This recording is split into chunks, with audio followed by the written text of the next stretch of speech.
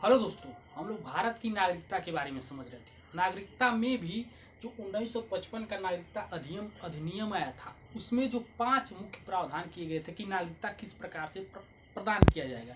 क्योंकि भारतीय संविधान में नागरिकता देने का कोई प्रावधान नहीं है। उसमें केवल उस समय जो झगड़ा था उसको सिमटाने का प्रावधान किया गया था कि 1900 मतलब 47 में जब भारत आज़ाद हुआ और जब 26 जनवरी 1950 को पूर्ण रूप से संविधान लागू हो गया, उस तक संविधान में यानी उस तक तब तक भारत में किसको नागरिक माना जाएगा, किसको नागरिक नहीं माना जाएगा, बस इतना प्रावधान कर दिया गया था। और यह बोल दिया गया था आर्टिकल 9 में कि कोई भी नागरिकता सरकार आपकी नागरिकता अकारण छीन नहीं सकती।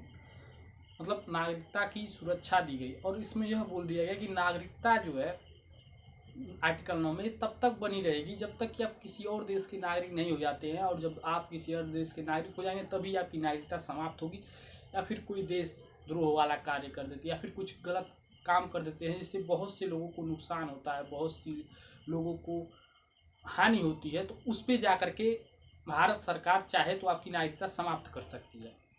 पर आर्टिकल 11 में यह प्रावधान किया गया कि संसद जो है वो विधि बना करके नागरिकता में सुधार करती रहेगी या फिर नागरिकता प्रदान करेगी। तो 1955 में जो नागरिकता वाला अधिनियम आया था 1955 का, उसमें जो पहला था यह जन्म के आधार पर, यानी उस समय जन्म उस समय या फिर आगे चल करके जो लोग जन्मेंगे भारत में, उनको नागरिकता किस प्रकार से मिलेगी, जन्म के आधार पर। यानी जो भारत के भूभाग में जन्मेंगे, स्वतंत्र भारत के भूभाग में जन्मेंगे, उनको नागरिकता कैसे मिलेगी, इसका उसमें प्रावधान था, स्वतंत्र भारत के भूभाग में जन्मेंगे। इसमें बाद में 1987 में फिर संशोधन किया गया, फिर 2004 में संशोधन किया गया। पहले बोला गया था कि कोई भी हो भारत में यदि बच्चा जन्मा तो 1987 तक वो भारतीय नागरिक हो जाएगा। 1987 में ये बोला गया कि माता पिता में से कोई एक नागरिक हो। फिर 2004 में ये बोला गया कि दोनों में से कोई एक नागरिक हो, पर जो दूसरा हो वो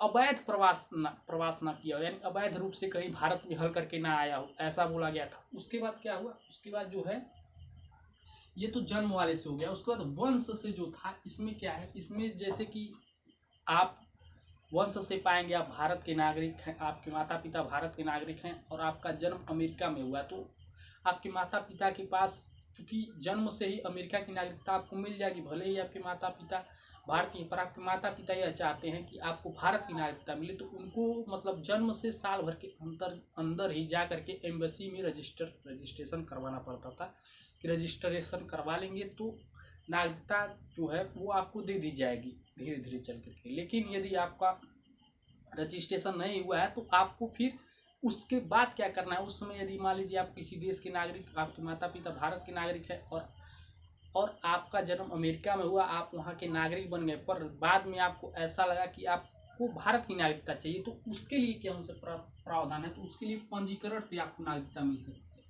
और इसमें जो है आपके माता पिता ही नहीं, आपकी 4 पीढ़ियां तक काउंट किया गया था। जब ये आया था 1955, तब से 4 पीढ़ी पीछे तक कि आप भारतीय मूल के हों, मूल जो भारतीय या फिर अविभाजित भारत के हों, या पूरा भारत जो था जो विभाजित नहीं हुआ था उसमें से भी यदि आप कहीं के नागरिक थे और आप चाह रहे कि आप भारत की नागरिकता लेंगे, जैसे कि जब भारत विभाजित नहीं हुआ था उसमें यदि आपके मान लीजिए दादा चले गए थे अमेरिका, जा करके वहाँ की नागरिकता लेकर के रहते, और आप चाह रहे हैं भारत क्योंकि अब विभाजित हो गया है तो भारत की, पाकिस्तान भी है आपके पास ऑप्शन, तो आप भारत की नागरिकता लेना चाह रहे हैं तो आप पंजीकरण के माध्यम से नागरिकता ले सकते हैं। ऐसा इस पंजीकरण वाले में प्रावधान किया गया था। तो इसमें कौन कौन से लोग थे, पहले भारतीय मूल का व्यक्ति जो भारत से बाहर रह रहा हो उसको इसमें नागरिकता, इसके लिए कौन कौन एलिजिबल था इसमें यह बात की गई। या फिर वो व्यक्ति जो भारतीय मूल के व्यक्ति का पति या पत्नी हो, जो भारतीय मूल के व्यक्ति का, यानी दोनों में से पति या पत्नी में से कोई एक भारतीय मूल का हो तो वो विवाह के माध्यम से भी नागरिकता प्राप्त कर सकता है।